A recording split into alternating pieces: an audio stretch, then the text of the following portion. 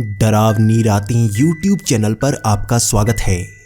इस चैनल पर आपको सुनने को मिलती हैं डरावनी और सच्ची भूतिया कहानियाँ। तो अगर आपको ऐसी ही वीडियोस देखना पसंद है तो हमारे इस चैनल को सब्सक्राइब ज़रूर कर लें। तो अब बढ़ते हैं आज की कहानी की ओर।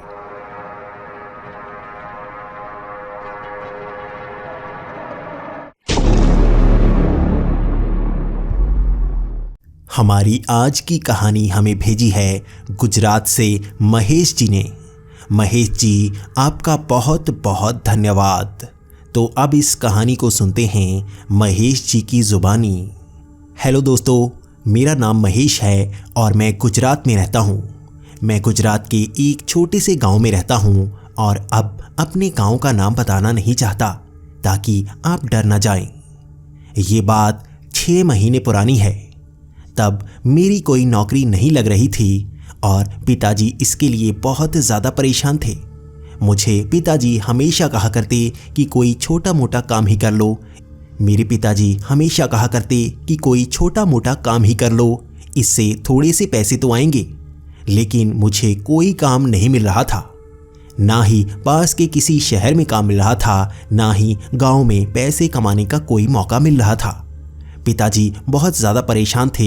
मैं भी अब परेशान रहने लगा था क्योंकि पिताजी अब मुझे ताना मारा करते थे। लेकिन कुछ दिनों बाद हमारे गांव में एक तांत्रिक बाबा आया।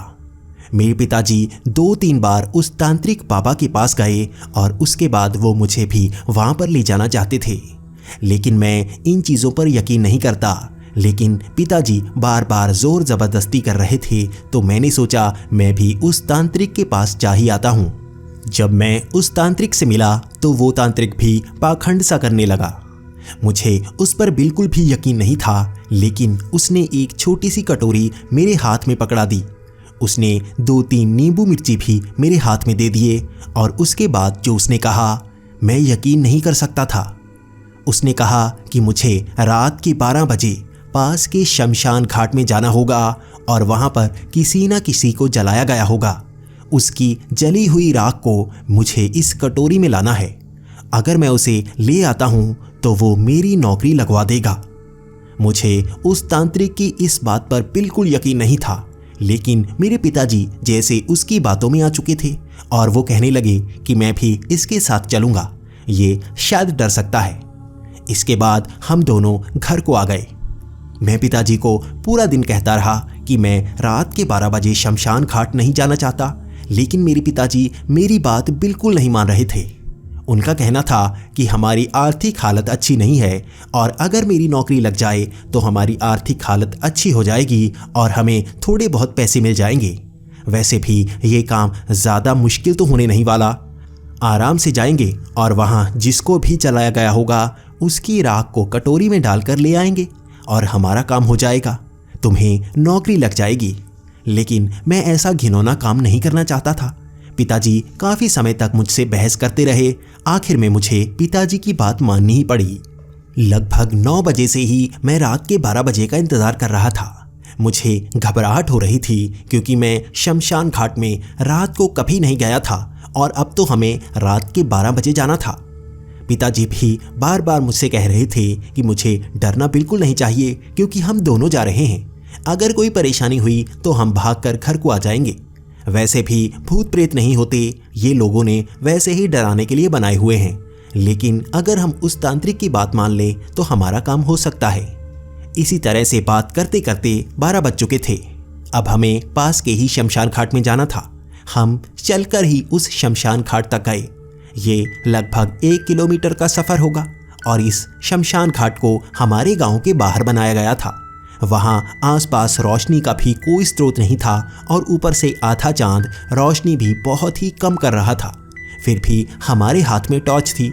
उसी टॉर्च के सहारे हमें इस छोटे से काम को करना था। मैं आगे को चल रहा था और मेरे पिताजी पीछे चल रहे थे।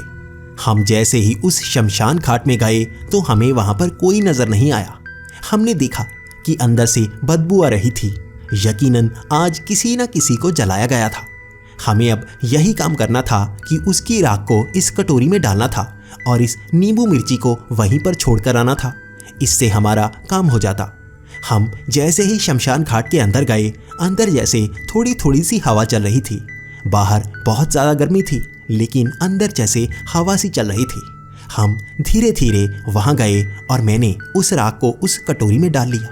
हमें आसपास से थोड़ी सी हिलने की आवाज़ आ रही थी। पिताजी बार बार यही कह रहे थे कि यहाँ पर कुत्ते होते हैं, वो आसपास घूम रहे होंगे।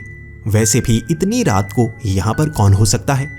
मैंने उस राख को कटोरी में डाला, नींबू मिर्ची वहीं पर रखे और उसके बाद हम पीछे को मुड़ने लगे तो हमने देखा शमशान घाट के बिल्कुल बाहर वाले गेट पर कोई खड़ा हुआ था।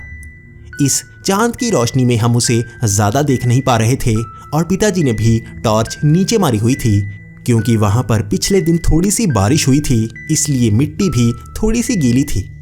हम अब नीचे को ही टॉर्च मारकर उस तरफ जा रहे थे।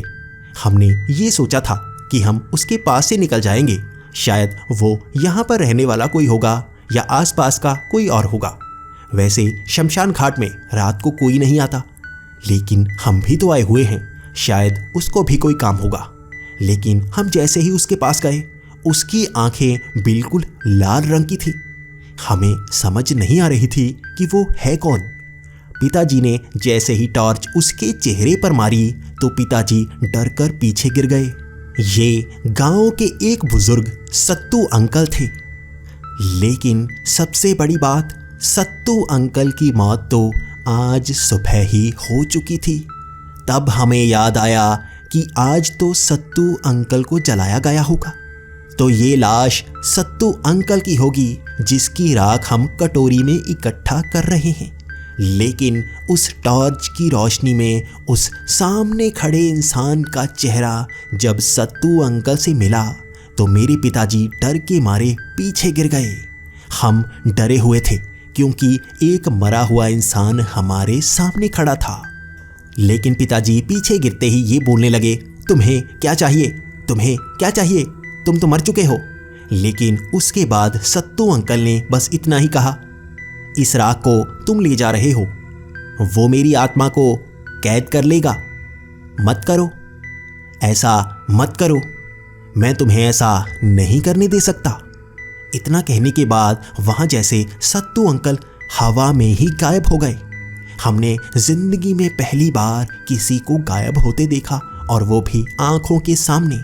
तब हमें भी यकीन हो गया कि वो मरा हुआ इंसान सत्तू अंकल ही है। इसके सिवा हो सकता है कोई और भी हो, लेकिन गायब होते ही हमें यकीन हो गया कि ये एक आत्मा थी। उसके बाद हमने उस कटोरी को वहीं पर फेंक दिया और हम दोनों उस शमशान घाट से बड़े ही आराम से निकल आए। हमें किसी ने नहीं रोका और हमें सत्तू अंकल की आत्मा दोबारा नजर नहीं आई। हम भाग कर घर में आ गए और पिताजी का डरा हुआ चेहरा देखकर माँ भी काफ़ी सोच में पड़ गई। मैंने माँ को सब सच बता दिया और उसके बाद पिताजी भी चुप होकर मेरे सामने बैठे थे। मैंने जिंदगी में पहली बार पिताजी को बहुत खरी खरी सुनाई। मैंने पिताजी को कहा कि आपको पैसे चाहिए या जिंदगी, ऐसे काम करोगे तो हमारा भी ऐसा ही होगा। किसी तांत्रिक से ऐसे काम हमें नहीं करवाने चाहिए। पिताजी भी चुप करके मेरी बात सुन रहे थे। ऐसे ही हम 1 घंटे तक बात करते रहे। उसके बाद पिताजी भी बहुत गुस्से में थे और मैं भी बहुत गुस्से में। अगले दिन हमने 3-4 लोग इकट्ठे किए और हम उस तांत्रिक के पास पहुंच गए। तांत्रिक समझ चुका था, वो हमसे कुछ ऐसा करवा रहा था जो हमसे नहीं करवाना चाहिए। हमने उस दिन तांत्रिक की अच्छी पिटाई की और उसे गांव से भगा दिया। उसके बाद वो तांत्रिक हमें कभी नजर नहीं आया और हम भी पूरे गांव वालों को ये बताते रहे कि हमें सच में सत्तू अंकल की आत्मा नजर आई थी। पूरे गांव में ये बात आग की तरह फैल गई। इससे पहले हम भूत प्रेत पर यकीन नहीं किया करते थे, लेकिन इस घटना ने हमें आत्मा, भूत और प्रेत पर यकीन दिला दिया।